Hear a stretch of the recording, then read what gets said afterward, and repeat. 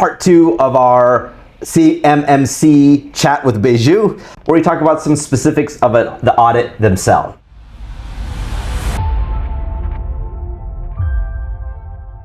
So let's talk about the mechanics of an audit.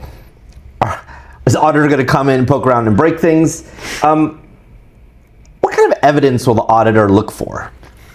So the auditor is looking for logs or documents where it shows that you are doing what you're saying. So in case you have a new user starting, there should be a form that shows that they've done the CUI training, that they've had their background check, that they've filled out the necessary paperwork, and it should be signed by the HR person, by the employee, and it should be ideally dated so that way it can be tracked back. Or for instance, if you have somebody with administrative rights, like a system administrator, there should be a paper trail saying the owner of the company or whoever the person who's in charge of information security approved this person to have those rights. And there needs to be a paper trail for everything. Okay. So, yes. Okay. So yeah, that's kind of leads to the next question. Is it only a paperwork review?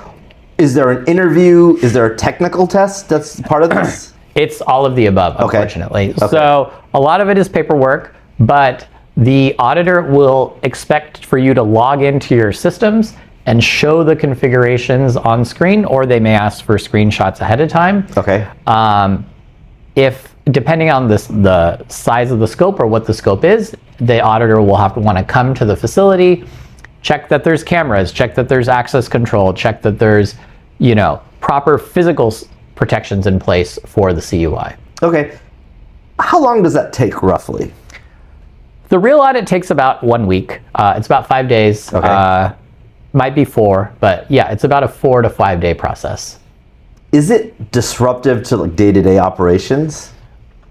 I would say yes, because you are either on a video call or you're with the auditor during that time, and you are focused on answering their questions. Okay. But it's not the full company. It's not the full company. It will just be your key information security people as well as us as the consultant. Okay, so yeah, so the information security people can expect to be, for that full 5 days, to be just focused solely. But day-to-day operations can just run as is. Correct. They may need to walk around the plant or walk around, but yes, day-to-day operations.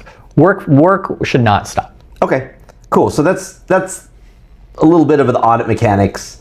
We can get into more detail. If you have questions, you can put them in the comments. Let's talk about readiness and gap risks. What are the most common reasons companies fail? Unfortunately, a lot of it is the documentation side. Okay. Typically, companies have a lot of the technical controls in place. There may be some that they need to add, but most of them are there, and those are relatively straightforward to implement. But making sure that you're doing your vulnerability scan, and then if there is a critical vulnerability, you're patching it within the time that you said. And not only just doing the patching, but making sure that you've documented that you've done the patching. Okay. So a lot of it is making sure that you have the paperwork done to prove that you've completed the task that you say you're going to complete within the specified period of time. So is it a matter of you have a vulnerability, for instance, you remediate the vulnerability, you don't document it, can you fail because it's not documented? It's possible. Okay. There are some controls that will cause failure. There are some controls where you can come back and show that you've fixed the issue. So it depends on what it is. Are any controls that people would typically underestimate? We don't have to worry about logging or access reviews or things like that? It's interesting. I think it's the very first control of the thing is it's a 3.1.1, which is user access, which seems very straightforward. But the paperwork you need for that to show that whoever is authorized to go into the system and making sure all of that is dialed in sometimes can get people. They think, oh, HR has the paperwork, but it's not the level of paperwork that you need for CMMC. Okay, so on that note, is it possible to like accurately self-assess before the audit? Yeah, we always try and do internal like mock audit, so we're prepared because they'll go through objective by objective. So even though there's 110 controlled, there's 320 objectives, and the auditors will ask for 3.1.1a, how are you satisfying this control? 3.1.1b, how are you satisfying the control? So you, the customer, us, we should be ready to answer all 300 questions and have evidence ready to show for that. Okay. Yeah, that really leads to this documentation question. As you start thinking this way about not just the documentation, but having the practices in place, you kind of worry, like, are you going to become this, is your business going to become this bureaucratic kind of institution? So let's talk a little bit about documentation versus reality. You've already told us that the policies aren't enough. You need to show proof of execution. How far back does evidence need to go if you're talking about these user reviews, for instance? It really depends on what you write in your policies and procedures. So if you say you do it quarterly, you should at least be able to show the last report that you've done, access review check or whatever checks you are stating that you're doing.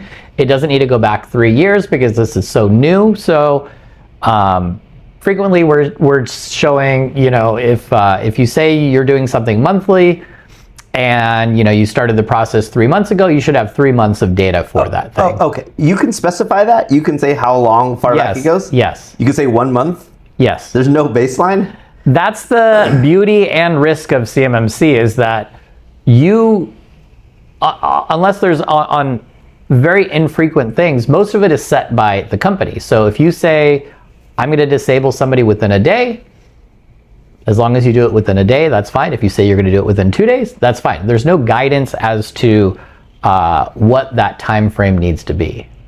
Do you foresee that will change as this becomes more established? I don't know. I think it's, I don't know. Okay.